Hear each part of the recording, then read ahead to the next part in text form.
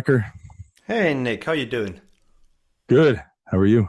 Yeah, I'm okay. Yeah, yesterday our folks we're recording this is the Transparent Podcast. We're recording Thursday after the first episode came out.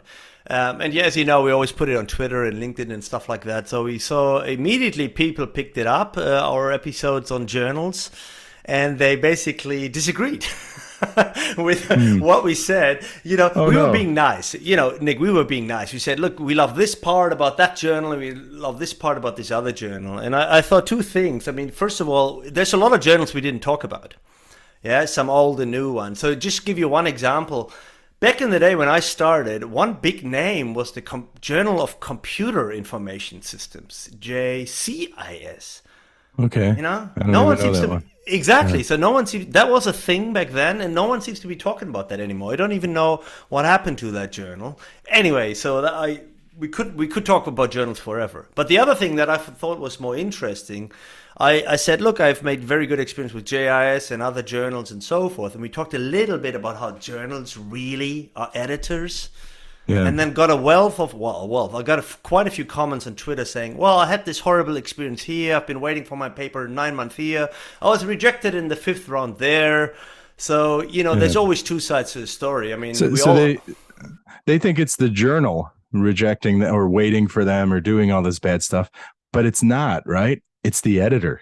And you could have one editor who's wonderful at a journal and another editor the very next paper who's awful, right? And that's a And big it's the same issue. journal. It's a big issue because, especially if you haven't been around the block and you don't know all the people and you haven't been, let's say, an associate editor for years that has gotten to see a lot of the editors and how they work, it's completely intransparent. It's really luck of the draw. You could have a guy that turns everything around in 4 days, and you could have a guy that literally lets it sit, and we've all been there, I think. Reviews reports are back in, and then you don't hear back for like a quarter of a year. That does Yeah. happen too. And Or there's no six way of months. knowing. Yeah, and there's no way of knowing that. Yeah. Yeah. So, all right. That's our podcast today, Wrecker.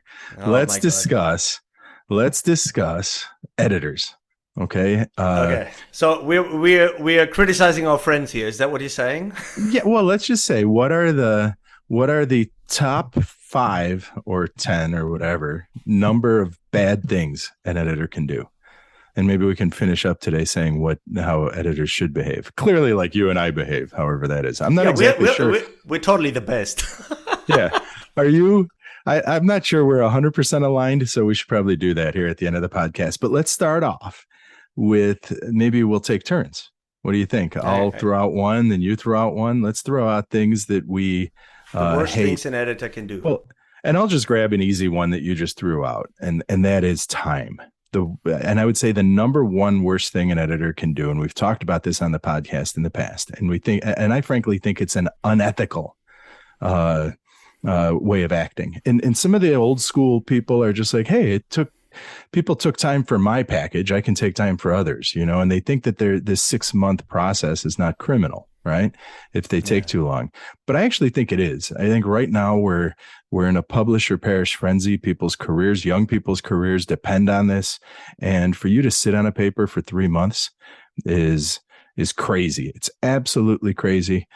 People were just telling me in marketing, I forget which marketing journal.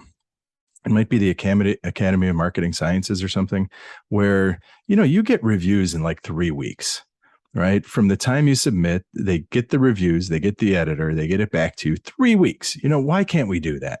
And some of these editors will take 2 weeks before sending it to review. Then the reviewers take their month or two, and then it takes them another 3 to 6 months. I've seen 6 months. Senior editors sit on it for 6 months to get it I've back seen to that you. too. I've seen that too, and even from the perspective of an AE. So I've been submitting my AE report, and then some other guy or girl was the SE, and I saw that nothing was happening. I would follow up. A lot of that the authors don't see. It's like, mate, come on, can Yeah. we, can I do something to help? Which is basically a gentle way of saying, like, get your act together, get this letter out, and then nothing happens. And sometimes even the EIC comes in, and then nothing happens. So I think that's I think I had that as number one of what not to do as well. Make a Yeah. commitment. I mean, I get, like, it's definitely a position that comes with reputation. You're an editor, you're a decision maker, you're a gatekeeper, a steward. I get it, and it's great.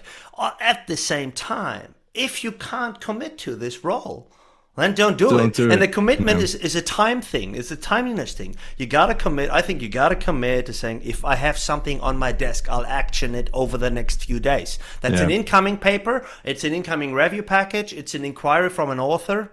I think it's absolutely not okay to be waiting for a month on that. It's not cool, especially if the reviewers even did their bit. So I'm with you there. And there are two things. So two things I've heard where people try to justify, like when I try to push at MISQ editorial meetings, right? I sometimes chastise people for being too slow. I've been doing that always, right? Saying we need to speed things up. And there are a couple of things that I've heard that people use as a reason for why. And the first is, perhaps they're younger and they have little children. And they're like, you know what, I'm trying to balance my career and raising children. Or perhaps if they're a little older, like my age, sometimes they're dealing with parents or loved ones who have health issues, right? So I'm dealing with I'm not dealing with this, but let's say I'm dealing with little children, or I'm dealing with a health issue. And I have my own research and I have my own teaching. I'm not going to prioritize my editorial work and as much. And the bottom line is, if that's the case, don't be an editor, right? If you can't do the job, don't do it. The other thing I've heard is people who are associate deans, chairs of their departments, they have all these service obligations. So they have to deal with those service obligations. So then they're like, I put it off and I do it in spurts. I do it in Christmas break. I do it in. If you already have a service commitment at your university that won't require you to be, that doesn't allow you to be flexible, you don't do it. So those are two things. I don't buy either excuse. Just don't be an editor until you're at a point in your life where you're not taking care of others, or when you're not doing service in your university. I mean, it's true, right? So when I took over CIS, or later I was asked to step in a similar role for a different journal, I was like, you know what? We're having a third baby. I can't do it. I can't travel. I can't process thousands of papers.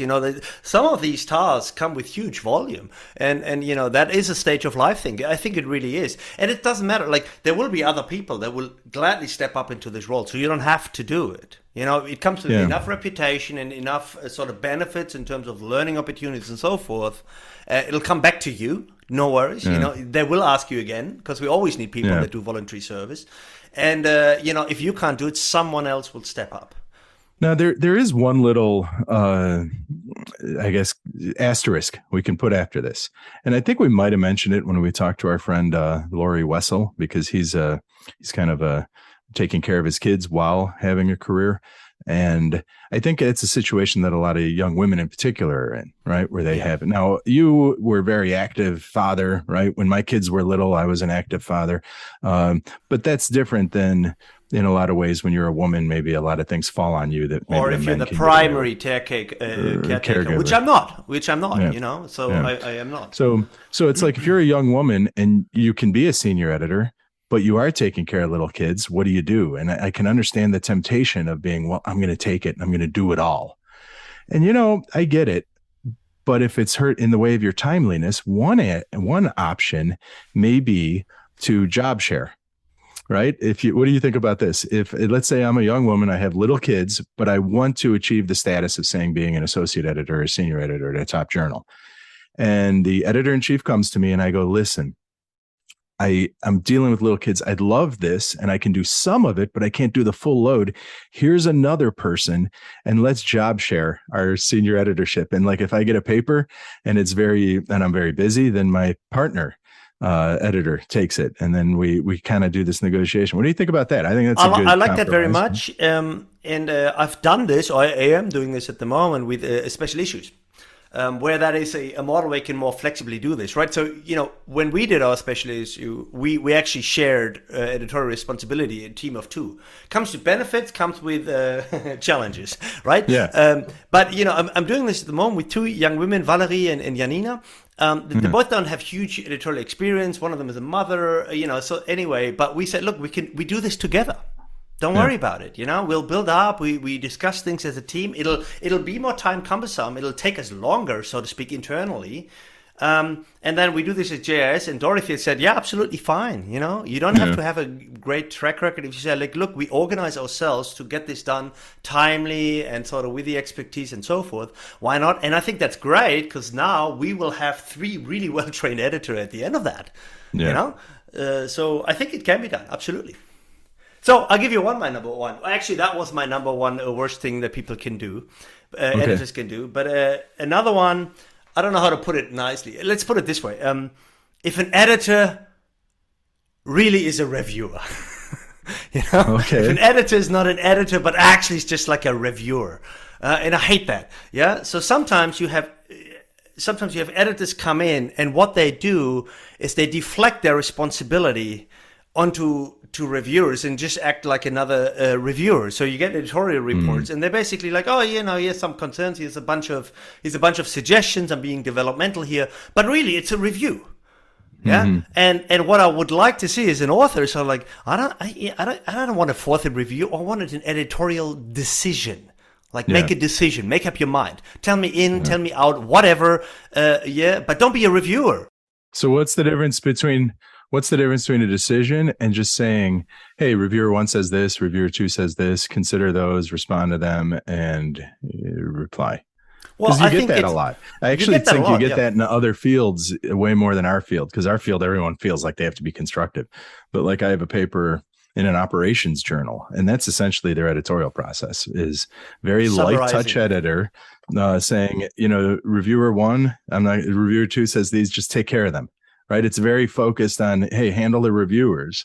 And once the reviewers are all happy, then I'll publish your paper. Although there are a couple IS journals where I've had this experience as well. Right. So what I mean is, I agree that I think that's still a little bit the norm. So I would say most editorial editors are a little bit like this.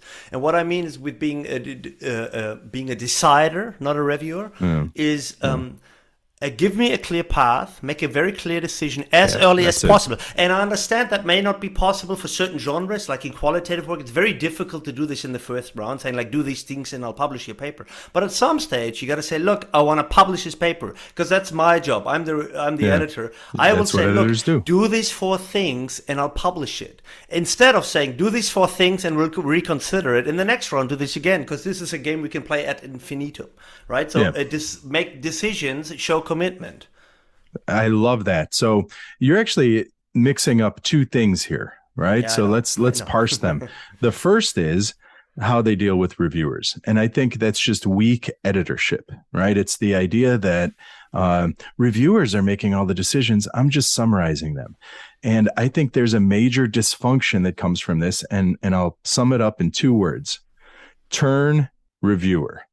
And I've had that in review packages where they say, you didn't turn reviewer 1, or you need to turn reviewer 1, or something like that. And what they mean is, this person didn't like your paper.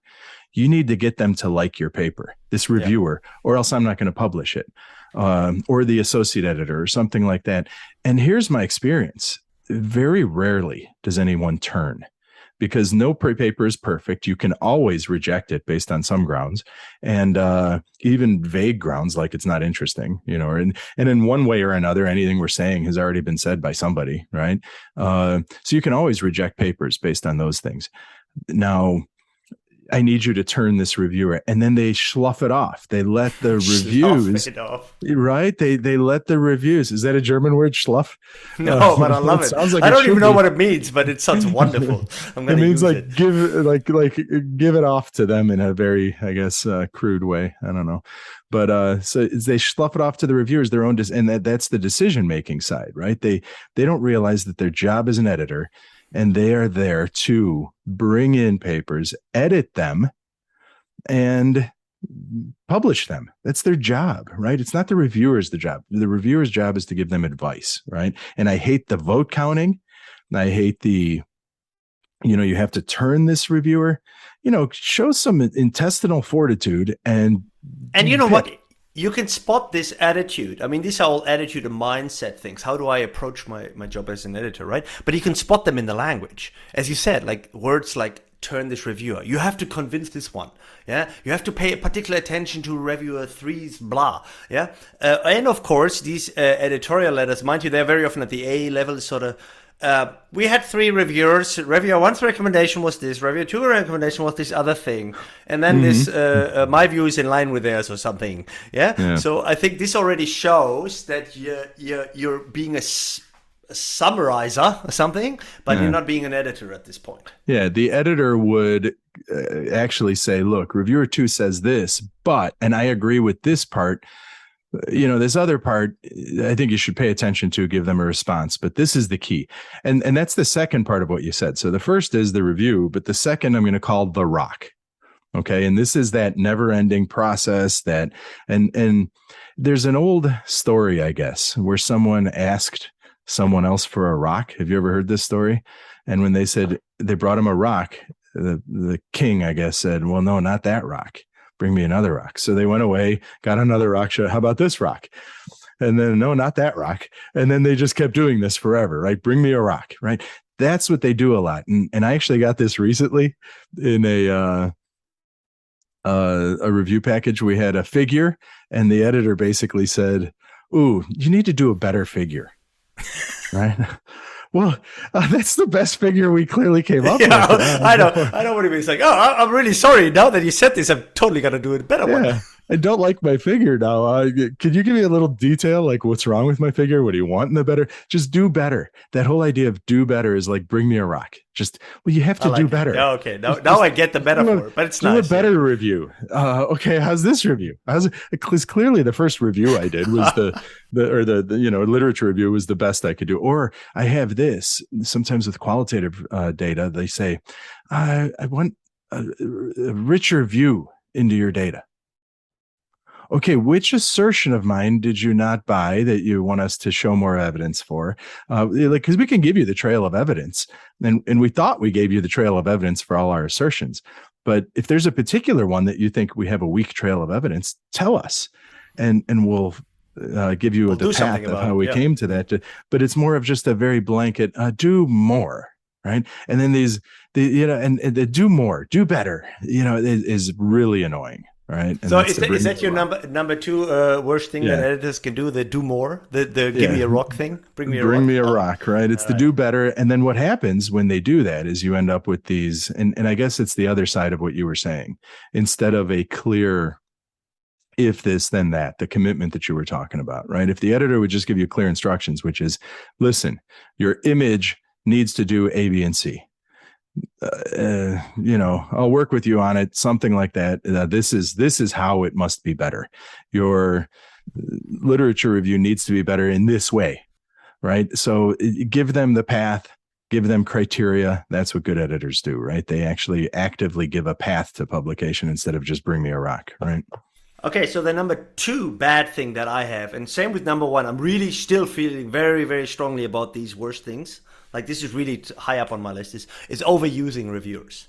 Like, too many rounds with reviewers. Yes. Yeah? I have I know it's very hard to say, look, this one size fits all. I'm not saying this, but in principle, in general, for most cases, I really, really think that you shouldn't ask reviewers to look at the paper more than 2 rounds. What does it mean? I agree with you. Yeah, because what do you think do you think you're gonna sway or turn an opinion when they saw this for the 4th time in 2 years? No, the reviewers have made up their mind, and I get it, and that's fine. And I'm either gonna overrule it or I'm not, but it's not gonna change. So nope.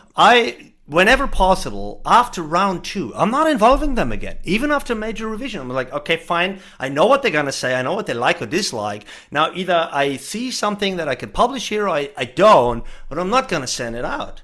I love that, especially in our journals, how we have an SE and an AE. So it's like you don't have to make these decisions alone. You can have a sanity check with the AE in that 3rd round. I agree. Right now, Recker's Law. We're calling it Recker's Law of Editorship, right? 2 rounds with reviewers, period. Right. And unless there's some really extreme circumstance, and you can justify it, under no circumstances, according to Recker's Law, should an editor. And what are those circumstances? When would it go past 2 rounds? Well, for example, here's a corollary to that. If there is a pressing need that you need to do that, Who says you have to invite all of them again? You know, maybe you need this one guy about strategy or something, and you're really not sure, so you're going to ask that one expert, but you don't need to get the method expert again, because the chi-squares, they all look fine. You don't send it back to the chi-square guy, you know? So that's another thing. So it's a corollary to me. Like, if there is a particular expertise that you still need for you to make a good assessment, well, fine, just, you know, and you've done this once. Send him an email. Like, hey, here's the paper. Can you quickly look at this? Okay, thank you. Next day, I have an email. It doesn't have to be in Manuscript Central, and I've actually done that. So we have a paper. Actually, I don't know what round it's in, 2 or 3 or so, and we added maybe in the second round double debiased machine learning to do subgroup analysis. It was an experiment, and we have all these subgroups, and so it's this method that people aren't very familiar with, and we as authors added it in the paper. Now, the editor turned around and said, okay, I need someone who understands this stuff just to check what you're doing. I totally get that, right? Yeah. I don't care which round you're in. You add a whole new method as authors. I think you can expect a new reviewer at that point, right? But you're absolutely right. Getting that third round, which is, hey, I've said everything I said in the previous 2 rounds. You know, reviewers are there to advise you. They're not there to make decisions. They're there to catch things you didn't notice because you're the editor. You're the one reading it and making decisions. And they catch those things. How can you improve it? What did you miss? 2 rounds is all you need. 99% of the time. I agree with you. I like Recker's Law. And that, so that I guess kind of fits one of mine that I have here, which is not finishing the process, right? So not finishing the process. Right. Okay. Which is, and this goes along with involving reviewers too long. This goes along with not giving a clear path to publication. It's all right. At one point you have to do an up or down. I think that in the first round, you can be a little vague sometimes if you don't know, if you're an editor and you're a little vague and you're like, listen, I don't know what your data is, but if you can do these things, you have a paper and you have to come back, and you could be general, but by second round, you need to be really prescriptive, right? These are the conditions, like you said, have a commitment. And then you need to go a couple rounds, and then you need to just get it in. Maybe a round before you're entirely comfortable, just publish the damn thing. It's not your paper. People's careers depend on this. If you're going to publish it, I've not, as an author and as an editor, I rarely see a 4th round, 5th round, 6th round changing anything in any material way. I don't, you change it, you add a little here, you put something in the discussion, you maybe clean up something, but there's no material change after, say, the 3rd round. 90% also, by that token, it also goes, look, we're talking about successful things that we want to publish and maybe publish earlier than we possibly could. It goes in the same direction too for bad papers. Like I had some papers where like, give them a chance, try it again. And then at some point, you got to stop that too.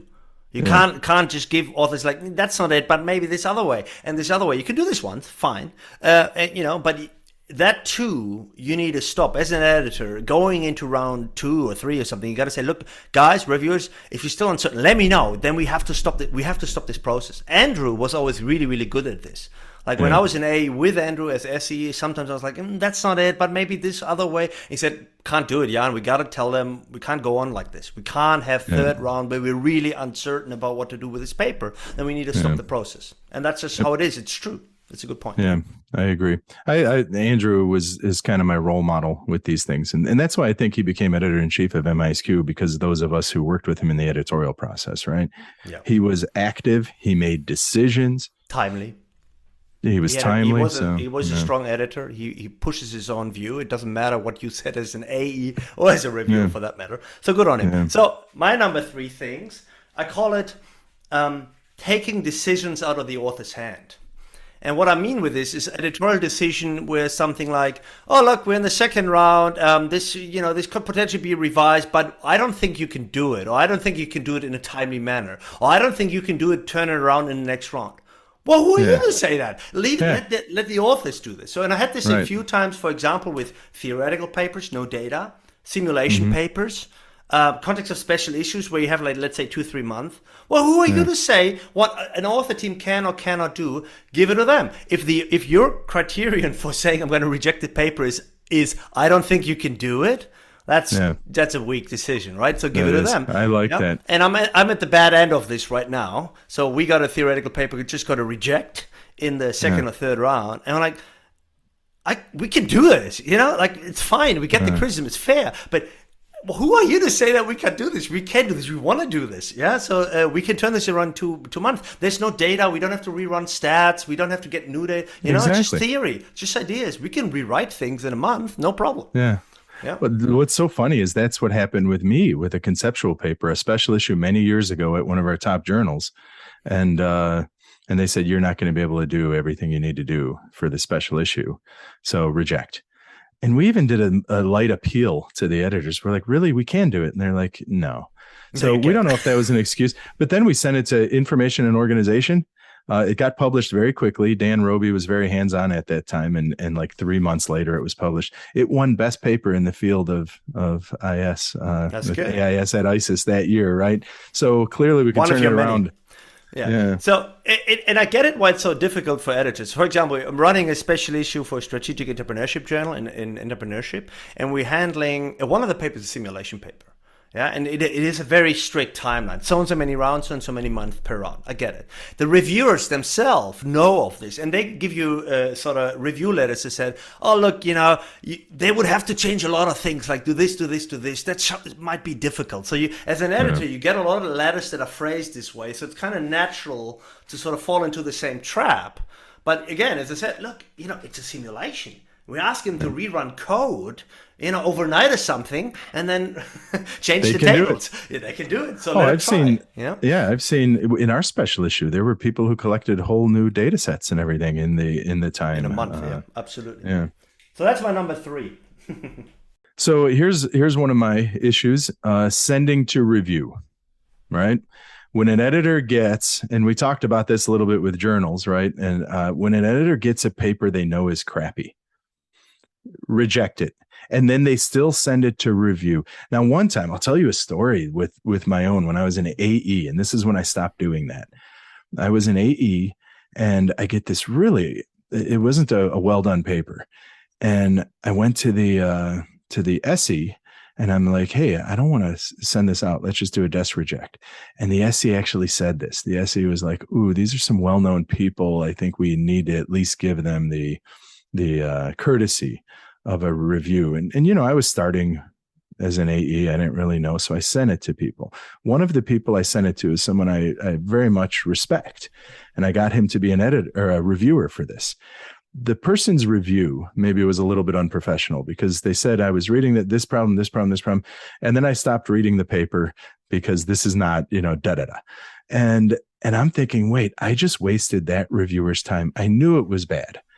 I knew it wasn't going to make it, and I wasted someone and then they kind of chastised me a little. So after that, I don't send to review. If I know, if I'm right now a senior editor at MISQ, if I get a paper, the only way I send it to review is if I think I can accept it at some point, right? Maybe there are a couple of issues, but I think I can. I just need some other eyeballs on it. If I know that I'm not going to, and I know I'm going to reject it, I will not waste reviewers' time. So that's my issue, is just wasting reviewers' time on reviews that you could have just done a rejection without wasting the reviewers' time. And I get that. I mean, I had with some of our friends who sent me papers for review, and I always accept them, right? If my friends ask me to do something, I'll do that. But sometimes I'm getting really furious. It's like, this is a clear disk reject. Why are you giving it to me? Now I have to write a letter about this, write in a promise to you. And I get really angry about that too. So I get it. Yeah. So I see the issue, and I think also it's a little bit too easy in Manuscript Central. You get a paper, you just assign an AE from a drop-down list. That's it. It gets an automatic email sent. Click. And that's not really the sort of idea of editorial engagement. So what I like to do is very often say, like, look, this is how I think about it. Let me know if you agree, and whether we should send it out, or whether I'm on the fence with the desk reject. Sometimes I have that. I'm like, I'm not really sure, and then I would like to get an AE to help me with making. I think that's the AE's job, right? The AE's job is to bounce ideas off the SE, work together, do that sort of thing. I think that's totally fair. Is to send it to an AE as an SE and be like, hey, what do you think? I was thinking, desk reject. Do you think we should send it out to it and see what they say, and then go back, but. But yeah, anyway, the waste people's time. I think we just waste all kinds of people's time. We ask them to do reviews, we ask them to and extra reviews, all that, and we don't need to. Okay, I have number 4 on my list here, which is Okay. not resolving inconsistencies. And what I mean here is that you have a review package where one reviewer says, "I love how you conceptualized blah," and the second reviewer says, "I hate how you conceptualized blah." Yeah. So sort of, I don't know. You pick the theory, good knows, orchestration theory, and one guy loves it, and the other one completely hates it. And then the editors don't say anything about how to resolve that inconsistency. As an author, you're sort of like, what am I supposed to do? Am I supposed to keep it or throw it out? You know, should I get more data? Not enough data? Not more data? And then editor's job would be to say, like, look, there's 2 views. A and B, do B or do A or whatever. Yeah. Yeah. Agreed. I agree. And that's, again, weak editors will just be like, satisfy the reviewers, and not really notice that there's because they're hands off. They scanned the paper, they sent it to review. They're trusting the AE to do their job, and if their journal has an AE, and they're just lazy. They're busy. They've got a lot going on. You know, don't be an editor if that's your attitude. An editor should be active. You should read the paper. You should be hands on. You should make decisions. And if you don't know that there's an inconsistency among reviewers, then you're not doing your job, you know? Yeah. And I actually think the author, like, we should do this as more senior people. We should go back when we see that and be like, listen, you're not doing your job. Maybe not in those terms, but here, reviewer 1, reviewer 2 are contradicting each other. Can we talk, and you can give us a path to cutting between reviewer? That's a little bit of a tangent, but probably a very helpful one. I've seen most editors being very receptive to being approached by authors between the rounds, and I certainly have done that myself. If I I don't know what to do with this package, can we have a call or something, and offer that as well. And if I feel as an editor this is really needed, and then I literally put that in the letter, give me a call or something. But by and large, no one does that. You know, sort of, I would say like 90% of authors, the only communication from them and from the editor is really through the system. Yeah. I think after the first round, if the editor is giving you a revision, right, you can talk to them. Yeah, I think we as editors should think of ourselves this way, and authors should think of us this way. We're like magazine article editors or book editors, right? A newspaper. You can talk to us. Like, this is the story I want to say. Schedule a Zoom with me. Let's talk about the story you want to say. Let's figure out what's the best way to do it. We can follow up with a paper trail so that you can use that. But have decisions, have some intellectual confidence, have some right, and have some leadership. And if you can't do those things, like, just like a newspaper editor, right? The newspaper editor knows what they want in the newspaper. And what should be on page 1. Yeah, absolutely. Yeah, and what should be on page 1. That's our job. We know what we want in our journals, and we know what we want to see in this paper to get it accepted. And if we don't have the confidence to do that, then we should not be editors. We shouldn't take the role, right? What's your number 4? I don't know. We've gone over all of mine, probably. I got a little one. I got one little one left. It's really not that big in comparison to the other issues. My 5th one is writing long letters. Oh, thank you. Yeah.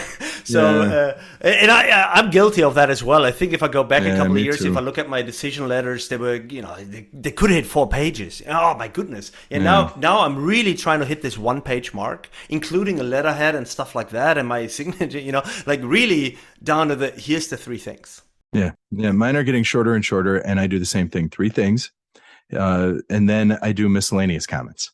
So, by the way, then there's this, then because sometimes if you see something, especially later rounds, sometimes it's a sentence rewording, sometimes it's the bullet in later points. Stages, I do like editing work and like, hey, here's 27 little things on a separate page, fix them or something. But by and large, I'm trying to get to 1, certainly not more than 2 pages. Very mindful of there's an AE. There's reviewers. Everyone is so developmental and constructive, which to me always means there's got to be lots of pages. Don't add 3 more to the package. Yeah. This is what reviewers think their job is to be developmental and constructive. Here's your deal. Just tell the editor what the major things are. And if you do see a clear path to publication, lay it out in a paragraph in a very high level. Boom, there's your developmental. You don't, it's not your job to do 5 pages as a reviewer or an editor listing out all that, going by the paper in this section. Oh, it's just awful. You got to just hit the major issues. This is the voice of the author. And this is probably my last comment on the problems is you try to, if you don't like the author's voice and the author's argument, don't publish their paper. If you do like their voice and their argument, let them have their own voice and their own. And not everyone writes beautifully. Not everyone's it's the author's argument. Give them the respect that they're adults and that they're making a point here. And either you buy it or you don't at some point. You're not rewriting it with them in the review process.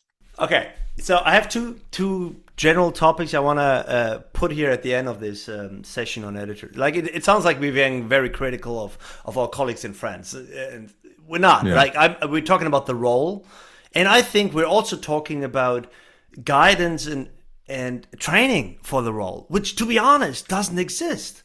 The guidance and training is what you said last time. It's like, look, be an AE for like 10 years and learn from the different SEs that you work with and sort of like, learn on the job, so to speak. Well, that's one way of learning, of course. It's probably not the most efficient, certainly not, and most effective training we could give. The other piece of training that I've seen is some journals, they give you a PDF. Here's our handbook or something, sort of, the AE role statement that you find on a web page. Well, that's not training either. So I think a lot of that criticism now is about, can we do something to improve the system? Because being in that system for a long time, there's a huge variety in editorial styles between journals and within journals. It really, like as an AE, I worked with different SEs and I had no idea how they would tick and how they would do things. They don't tell me necessarily, there's this information I can't look up. The only way I figure this out is by working as much as possible with any of them.